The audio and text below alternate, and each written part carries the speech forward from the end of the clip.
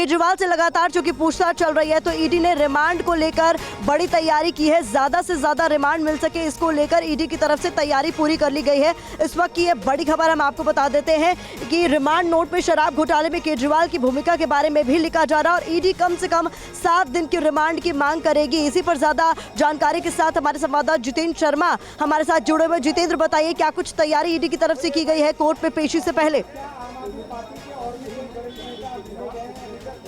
जी बिल्कुल, देखिए एक तरफ अरविंद केजरीवाल से इस वक्त ईडी हेडक्वार्टर के अंदर पूछताछ की जा रही है और दूसरी तरफ जो लीगल टीम है ईडी की वो रिमांड नोट तैयार करने में जुटी है। दरअसल कोशिश होगी आज ईडी की कि अरविंद केजरीवाल की ज़्यादा से ज़्यादा दिन की रिमांड ली जा सके, कोर्ट को पूरे तरीके से सहमत किया जा सके, उनको पूरे तरीके से सेटिस्फाइड किया जा सके, क्योंकि जिस तरीके के आरोप अरविंद केजरीवाल पर लगे हैं, चाहे वो के कविता के कनेक्शन को लेकर हो, यानी कि साउथ लॉबी से जो तकरीबन 100 करोड़ रुपए के करीब की किकबैक आई थी उससे जुड़े हो, इसके अलावा चाहे समीर महेंद्र से फेस टाइम के जरिए बातचीत करने की हो विजय नायर के फोन से, या फिर कैबिनेट जब जिस वक्त ये पॉलिसी फॉर्म की जा रही थी तो कैबिनेट की परमिशन देना हो, तो ये वो तमाम चीज़ें हैं जिनका जिक्र इस रिमांड नोट के अंदर किया जाएगा ताकि अरविंद केजरीवाल की ज़्यादा से ज़्यादा दिन की रिमांड ईडी को मिल सके। और इसी की तैयारी, इसी की कवायद इस वक्त ईडी हेडक्वार्टर के अंदर चल रही है। दोपहर तक तकरीबन 1 बजे के करीब अरविंद केजरीवाल को ईडी हेडक्वार्टर से निकाला जाएगा। देखिए ये ठीक सामने ईडी हेडक्वार्टर है जहाँ पर फिलहाल बैरिकेटिंग कर दी गई है और यहाँ से 1 बजे वही सीधी तस्वीर हम दिखाना भी चाहेंगे। जितेंद्र, थोड़ी देर के लिए आपको रोक रही हूँ क्योंकि बड़ी खबर आपने दी है जहाँ पूछताछ के बाद केजरीवाल की पेशी की तैयारी से पहले मेरे सहयोगी जितेंद्र इस वक्त ये सबसे बड़ी खबर बता रहे हैं कि डिटेल रिमांड नोट तैयार ईडी की तरफ से किया जा रहा है और कम से कम 7 दिन की रिमांड की मांग भी आगे कोर्ट में पेशी के दौरान की जाएगी। लेकिन इस बीच एक और ग्राउंड रियलिटी देखना जरूरी है जो कल शाम हमने देखी थी कि किस तरीके से सड़क पर सभी कार्यकर्ता इस गिरफ्तारी के खिलाफ उतर आए थे। इस वक्त सीधे बीजेपी मुख्यालय का रुख करते हुए सुमन मेरे सहयोगी मौजूद है बीजेपी मुख्यालय की उस रोड पर, उस जगह पर जहां पर बैरिकेडिंग कर पूरे रास्ते को बंद किया जा रहा है। संभव हो तो सीधी तस्वीरें दिखाएं सुमन। बिल्कुल सुरभि, मैं दीनदयाल उपाध्याय मार्ग पे हूं और इसी मार्ग पे बीजेपी ऑफिस है चंद कदमों की दूरी पे और सामने देखिए कि किस तरह से कई लेयर्स की बैरिकेडिंग है। ये देखिए कि जितनी भी गाड़ियां जो यहाँ से दीनदयाल उपाध्याय मार्ग के लिए आ रही हैं सभी को रोका जा रहा है। दिल्ली पुलिस के जवान तैनात हैं और ये सिर्फ एक लेयर की बैरिकेडिंग नहीं है, आग सामने भी आपको अगर मैं दिखाऊं उधर भी बैरिकेडिंग, यानी पूरे रास्ते पे अगर मैं कहूं तो चूंकि इसी रास्ते पे आम आदमी पार्टी का मुख्यालय भी है तो तकरीबन 5 से 6 जगह पे यानी 5 से 6 लेयर्स पे बैरिकेडिंग है। बीच बीच में जो बाइक पे सवार दिल्ली पुलिस के जवान है उनकी पेट्रोलिंग भी यहाँ पे जारी है।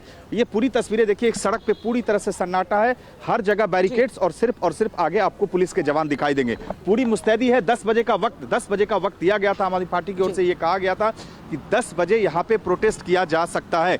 लेकिन सुबह से ही, चूंकि मैं बहुत सुबह से यहाँ 6 बजे से हूँ, सुबह से ही पुलिस के पुख्ता इंतजाम है सुरक्षा के, ताकि पूरे रास्ते यानी ये दीनदयाल उपाध्याय मार्ग पे चाहे आईटीओ हो या ये माता सुंदरी रोड, कहीं से भी कोई भी कार्यकर्ता बीजेपी ऑफिस यानी दीनदयाल उपाध्याय मार्ग पे एंटर ना कर सके, इसके मुकम्मल इंतजामात दिल्ली पुलिस की ओर से किए गए हैं।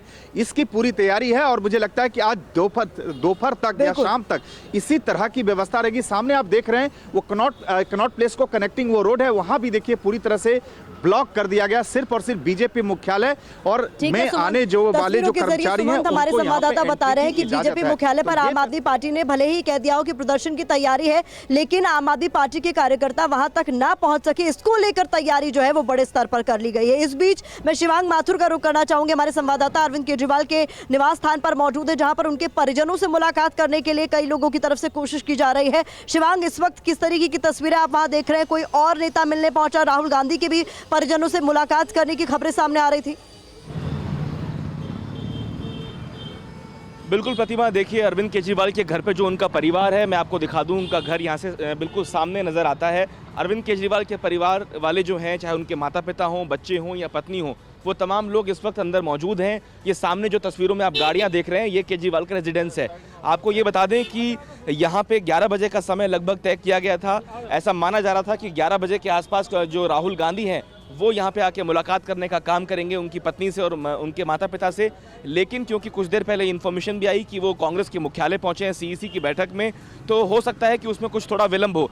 थोड़ी देर पहले जो आम आदमी पार्टी के नेता हैं गोपाल राय, वो भी यहाँ पहुंचे थे, लेकिन उनको दिल्ली पुलिस ने अंदर जाने नहीं दिया और उनकी गाड़ी को यहाँ से लौटना पड़ा। जैसे जैसे दिन बढ़ रहा है, आम आदमी पार्टी के तमाम बड़े नेता उनके घर की ओर रुख कर रहे हैं, क्योंकि आसान नहीं होगा आम आदमी पार्टी। ऐसा जब किया जा रहा है तो सवाल भी उठ रहे हैं। वरिष्ठ पत्रकार जयशंकर सर भी हमारे साथ हैं। और जयशंकर सर, जो बात मेरे सहयोगी इस वक्त बता रहे थे कि अब तो परिवार को ही क्या हाउस अरेस्ट कर लिया गया है। गोपाल राय तो यही कह रहे हैं, जो तानाशाही के खिलाफ आवाज उठाएगा उन्हीं की आवाज को बंद करने के लिए हर तरह के हथकंडे अपना लिए जाएंगे। देखिए सुरभि, इसको पूरी तरह से अघोषित आपातकाल की संज्ञा दी जा सकती है। जब राजनीतिक विरोधियों को उठा करके जेल में भेजा जाता था, असहमति के स्वर सारे बंद कर दिए जाते थे, प्रेस को और मीडिया को पूरी तरह से नियंत्रित कर दिया गया था, सेंसरशिप का जाल बैठा दिया गया था। ये सारा कुछ आज हो रहा है। हमको सारे दिन वो याद आ रहे हैं, चूँकि हम लोग आपातकाल के भुक्तभोगी थे। लेकिन हमारे सत्तारूढ़ लोग ये बात समझ नहीं पाते हैं कि आपातकाल के बाद जब चुनाव हुआ था तो इंदिरा गांधी और संजय गांधी चुनाव हार गए थे, उनकी पूरी पार्टी हिंदी पट्टी से साफ हो गई थी। उसी तरह से फिर जब इंदिरा गांधी को गिरफ्तार किया था जनता पार्टी की सरकार ने, 1980 में जनता पार्टी की सरकार चली गई थी, इंदिरा गांधी दोबारा वापस आई थी।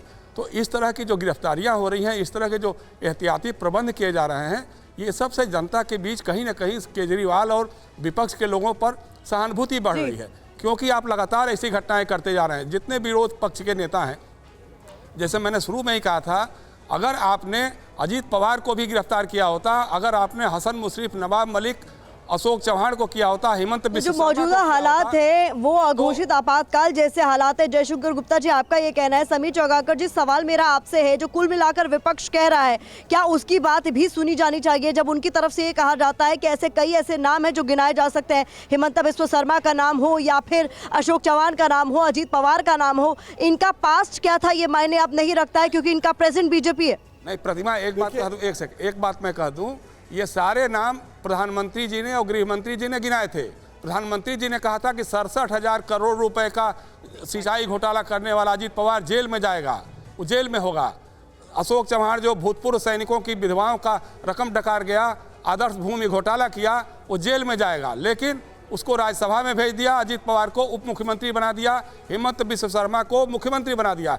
इसका मतलब कि भ्रष्टाचार के खिलाफ आप कतई कोई लड़ाई नहीं लड़ रहे हैं, आप सिर्फ राजनीतिक। मुझे लगता है इस बात का जवाब शहजाद आप ही दे दीजिए, क्योंकि यहाँ पर जिस तरीके से वरिष्ठ पत्रकार भी कह रहे हैं कि इमरजेंसी जैसी सिचुएशन है, क्योंकि उनका पास्ट विपक्ष था, प्रेजेंट उनका क्योंकि बीजेपी है, इसलिए वो आसानी से बच जाते हैं।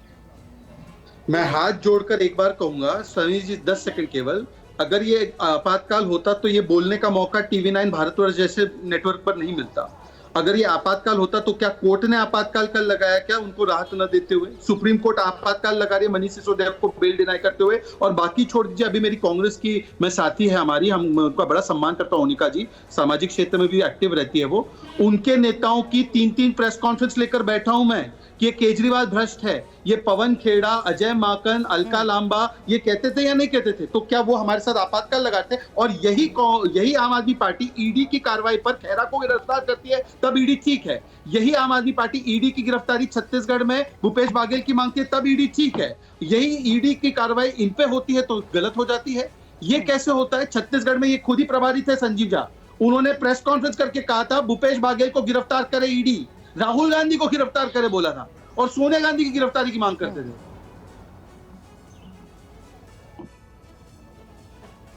की बातें करते थे, लेकिन आप पलटीमार हो गए। कुल मिलाकर तमाम तरह की बातें कही जा रही हैं और इस बीच अलग अलग तस्वीरें भी हम दिखा रहे हैं। समीर जी, आप अपनी बात पूरी कर सकते हैं। जब आपसे ये सवाल पूछा गया था कि विपक्ष की तरफ से लगातार कहा जा रहा है और वो तमाम लोग जो अरविंद केजरीवाल की गिरफ्तारी को गैर कानूनी बता रहे हैं कि अघोषित आपातकाल जैसी स्थिति। देखिए, मुझे लगता है कि इसे अघोषित आपातकाल कहना बहुत हास्यास्पद है। कोर्ट की निगरानी में पूरी जानकारी हो रही है। कल हाईकोर्ट के अंदर केजरीवाल को किसी तरीके से राहत नहीं मिली। केजरीवाल के वकील कोर्ट में कह रहे थे कि हमें प्रोटेक्शन चाहिए, हाईकोर्ट ने कोई प्रोटेक्शन नहीं दिया और आज वो गिरफ्तार हो रहे हैं। मनीष सिसोदिया 13 महीने से जेल के अंदर है। अगर मनीष सिसोदिया बेगुनाह होते, अगर कोई क्राइम नहीं किया होता, भ्रष्टाचार नहीं किया होता, तो उन्हें अभी तक बेल मिल चुकी होती। मुझे लगा है कि अब केजरीवाल ने ये पूरा जो घोटाला किया था, ये आम आदमी पार्टी को आर्थिक रूप से मजबूत करने के लिए, चुनाव में पैसा इस्तेमाल करने के लिए किया था। क्यों एक सरकारी विभाग जो एक्साइज पॉलिसी है उसको आपने बदला? क्यों प्राइवेट खिलाड़ियों को दिया? क्यों आपने एक्साइज से आने वाले 136 करोड़ रुपए में से 100 करोड़ रुपए चुनाव प्रचार के लिए ले लिए? क्यों आपने साउथ लिकर लॉबी को इसका बेनिफिट दिलवाया? क्यों आपने जब एक्साइज पॉलिसी पे प्रश्न उठा तो आपने वो एक्साइज पॉलिसी वापस ले ली? के कविता की गिरफ्तारी के बाद ये तय हो गया कि इसके अंदर जो साउथ के लोगों का इन्वॉल्वमेंट था, कि किस तरीके से आम आदमी पार्टी के साथ मिलकर शराब के अंदर पैसा बनाने की जो रणनीति तय की थी, मुझे लग रहा है वो एक्सपोज हो चुकी है।